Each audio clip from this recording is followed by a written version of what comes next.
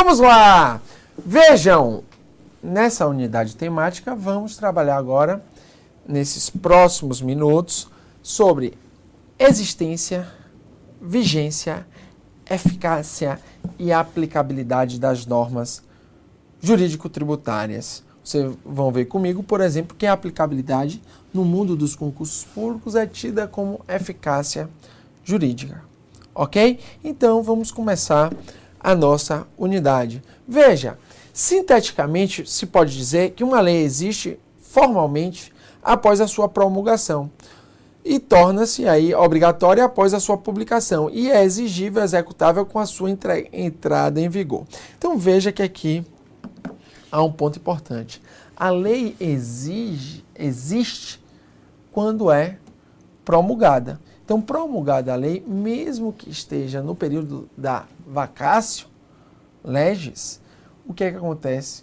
A lei já é existente, mesmo que ela seja inconstitucional, mesmo que ela não atenda aos requisitos de validade formal e material. Então, a lei existente é a lei promulgada pelo Diário Oficial. Ok? Então, veja que, em suma, a existência da norma é a sua entrada válida ou inválida no mundo jurídico. Basta ela ingressar no ordenamento jurídico com a sua promulgação, que a lei existe. Por sua vez, afirmar que uma norma é válida quer dizer que ela está de acordo com o ordenamento jurídico. Então, a lei existe com a promulgação.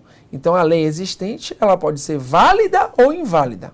Agora, afirmar que uma norma tem validade quer dizer que ela está de acordo com o ordenamento jurídico, que ela está de acordo com as normas hierarquicamente superiores. Sobretudo, está de acordo com a Constituição Federal. Então, deve existir uma compatibilidade formal e material com a Constituição. A compatibilidade formal quer dizer que ela ingressou no sistema jurídico de acordo com o regulamento do processo legislativo estabelecido pelo texto da Constituição.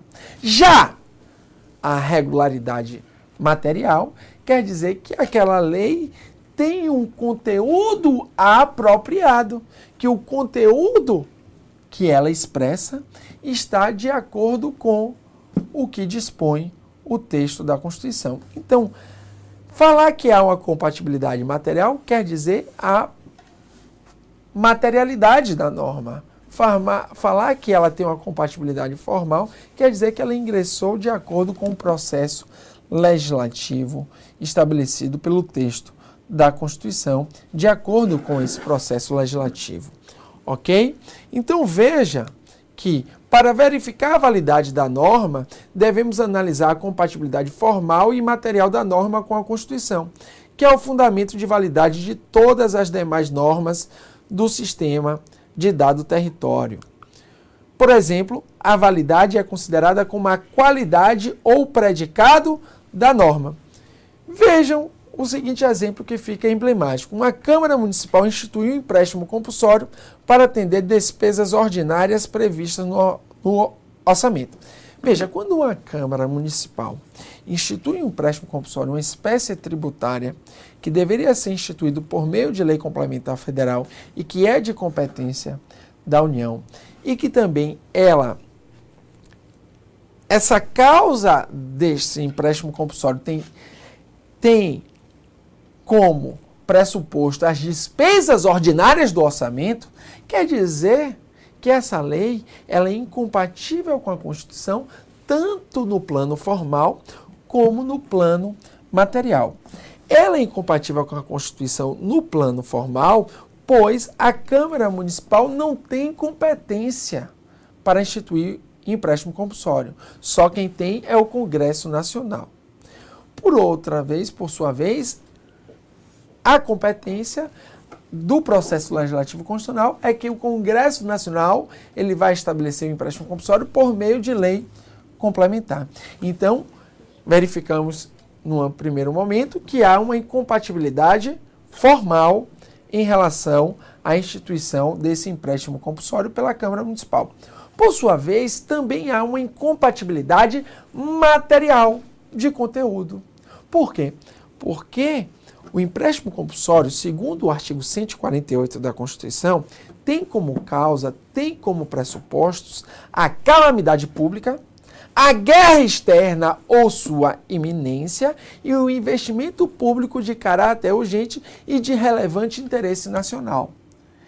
Se, por exemplo, é um investimento público de caráter urgente e relevante interesse nacional, perceba que não é compatível em dizer que o conteúdo do empréstimo compulsório, a causa, o pressuposto para a sua criação, seja determinado pelas despesas ordinárias do orçamento. Tem que ser despesas extraordinárias. De forma nenhuma, um empréstimo compulsório pode ter como conteúdo despesas ordinárias do orçamento, e sim despesas extraordinárias como calamidade pública, guerra externa ou sua iminência e investimento público de caráter urgente e relevante interesse nacional. Então perceba que esta lei, que criou o empréstimo compulsório por meio da Câmara Municipal, com conteúdo de despesas ordinárias do orçamento, é incompatível formalmente e materialmente com a Constituição. Sendo assim, é uma lei que existe, mas é uma lei inválida, tanto material como formalmente. Ok? Então, vamos seguindo. Então, veja, tal lei criou uma norma inválida, pois esta desobedece às condições formais para o seu ingresso. A autoridade incompetente, Câmara Municipal, teria que ser o Congresso Nacional, bem como as condições materiais de sua produção, atender despesas extraordinárias decorrentes de calamidade pública, guerra externa ou sua iminência, e não despesas ordinárias do orçamento, e não, por exemplo, e também poderia ter como pressuposto o investimento público de caráter urgente e relevante interesse nacional, que também não se refere a despesas ordinárias do orçamento. Ok? Então, essa lei é tanto incompatível formalmente com a Constituição, como materialmente. Veja que tanto a norma criada por autoridade incompetente e conforme o procedimento previsto em lei, quanto a norma criada por autoridade competente e sem a observância do procedimento previsto em lei são inválidas. Uma materialmente, outra formalmente, né, pois não estão de acordo com as normas constitucionais que são fundamentos de sua validade. Quando a norma é criada por autoridade incompetente, há uma invalidade formal. Quando a norma é criada por autoridade competente sem observância, né, do conteúdo previsto em lei, há uma incompatibilidade material. Já a vigência, veja que a vigência da norma quer dizer, né, se obedece a alguns requisitos. Vamos trabalhar aí com a vigência, por exemplo, no artigo 103 do CTN, que é a vigência no tempo.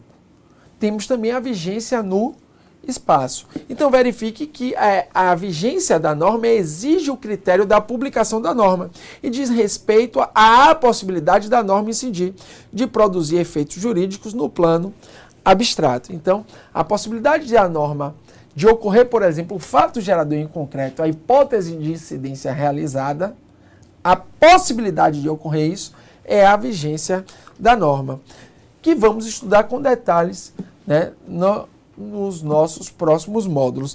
Veja já a eficácia. A eficácia da norma tem dois tipos de eficácia, segundo o professor Técio Sampaio. A eficácia social, que é a aceitação da norma pela sociedade. Quantas vezes você já ouviu falar que uma norma, né, uma lei não pegou? Então, essa lei que não pegou quer dizer que ela não tem eficácia social. Por quê? Porque não está sendo aplicada pela sociedade. E temos a eficácia jurídica, que é a aplicabilidade da norma. A eficácia jurídica é a possibilidade de aplicá-la ao caso concreto. Ok? Então veja logo, a eficácia jurídica é a capacidade da norma de direito produzir efeitos jurídicos no plano concreto, o que é também denominada de aplicabilidade das normas. A eficácia jurídica tem relação direta, por exemplo, com o princípio da anterioridade tributária. Porque a norma pode ter vigência, mas não tem ainda é eficácia jurídica, porque está dentro do prazo da anterioridade, segundo a doutrina majoritária, né? Seja anterioridade anual, que a norma que cria o aumento do tributo só tem eficácia a partir de 1º de janeiro do exercício financeiro seguinte, ou seja, a partir do primeiro dia do exercício financeiro seguinte, em outras palavras, 1º de janeiro do ano posterior, ou observando-se o prazo de 90 dias após a publicação da norma, que é anterioridade especial ou nonagesimal, também conhecida como carência tributária e prazo de noventena, ok? Então veja que a vigência e a eficácia jurídica podem andar juntas como irmãs siamesas ou separadas. No direito tributário é clara a possibilidade de separação entre a vigência e a eficácia jurídica quando visualizamos o princípio da anterioridade. Veja um exemplo aí. Uma lei que aumente a alíquota do IPI pode ser vigente na data da sua publicação, 31/10/2011, mas só terá eficácia jurídica depois de observado o prazo de noventena, que é, observando aí, 29 de janeiro de 2012, observando-se o princípio da anterioridade nonagesimal. Portanto, durante o período de 31 de outubro de 2011 a 28 de janeiro de 2012, a referida lei é vigente no plano abstrato, no plano geral, mas não tem eficácia jurídica porque não pode incidir, uma vez que deve-se esperar, né, o prazo de 90 dias. No outro exemplo, e esse cai muito em prova, é o artigo 144 do CTN. O lançamento tributário reporta-se a data da ocorrência do fato gerador da obrigação e rege-se pela lei então vigente, ainda que posteriormente modificada ou revogada. Ou seja, a norma legal da data da ocorrência do fato gerador da obrigação tributária pode ser eficaz, mas não mais vigente. Por exemplo, em relação à alíquota. Vamos supor que a alíquota do tributo, no exemplo que eu dei aqui, pegando um exemplo, né, que foi colocado no material, determinado contribuinte paga um tributo em 2009, cujo fato gerador ocorreu em 2006. Aplica-se, então, a alíquota vigente em 2006, mesmo que em 2009 essa alíquota já tenha sido alterada. Por exemplo, em 2006, janeiro de 2006, a alíquota do IPI de determinado produto industrializado era de 15%. Já em 2009, essa alíquota era de 8%, ou seja, houve uma diminuição da alíquota. E ele só foi pagar o tributo em 2009. Ele vai pagar o tributo com alíquota de 8% ou de 15%? Nos termos do artigo 144, caput do CTN, vai pagar com alíquota de 15%.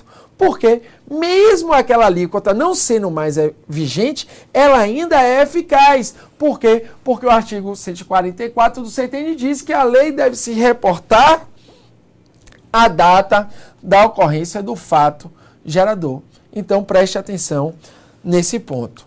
Né? Veja a seguinte questão de concurso. O lançamento reporta-se à data da ocorrência do fato gerador da obrigação e rege-se pela lei vigente à época. Até aí estava lindo, estava maravilhoso. Né? Era exatamente o que diz o artigo 144. O erro vem em seguida nesse concurso de procurador estadual, salvo se a lei superveniente for mais benéfica ao contribuinte do tributo. Falso. O artigo 144 do CTN fala que, ainda que modificada ou alterada a lei, eu vou aplicar a lei regente, que ocorreu a lei da data da ocorrência do fato gerador. Ok? Então, falsa essa alternativa, mesmo que a lei seja superveniente, né, mais benéfica. Porque você vai ver comigo que a retroatividade vai se aplicar em outros casos, como, por exemplo, de multa menos severa. Mas no caso dos aspectos da norma tributária, tais como a alíquota e base de cálculo, a alíquota e a base de cálculo, eu aplico aquela da data da ocorrência do fato gerador. Um forte abraço.